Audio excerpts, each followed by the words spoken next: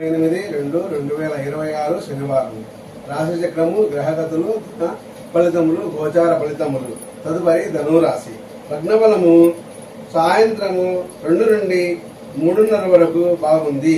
నక్షత్ర బలము ఉదయం 9 వరకే. వీరికి 60% పనులు జరుగును.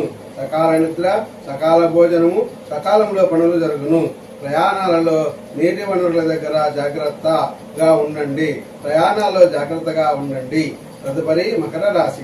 లగ్నబలం ఉదయం 4 నుండి 6 వరకు బాగుంది.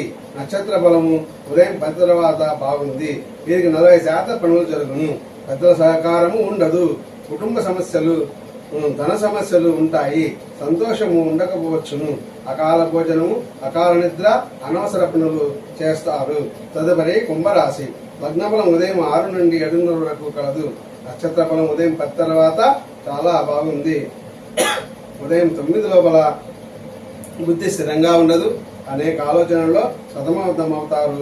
కలత్ర సమస్యలు, సంసార సమస్యలు, వ్యక్తిగత సమస్యలు ఉండవచ్చును. తదుపరి మీనరాశి. లగ్నబలం ఉదయం 8 నుండి 9 వరకు కలదు. నక్షత్ర బలం ఉదయం 9 వరకు మాత్రమే ఉంది. వీరికి 60% పనులకు అనుకూలము. సంతానం వల్ల సంతృప్తి, శుభవార్తలు ఉంటాయి. దైవ దర్శనాలు చేస్తారు. మీ తెలివితేటలతో సంతోషంగా గడుపుతారు. నీటి ఆలోచనలు వస్తాయి. అనవసర ఖర్చులు ఉంటాయి. జాగ్రత్తగా ఉండండి. ఓం శాంతి.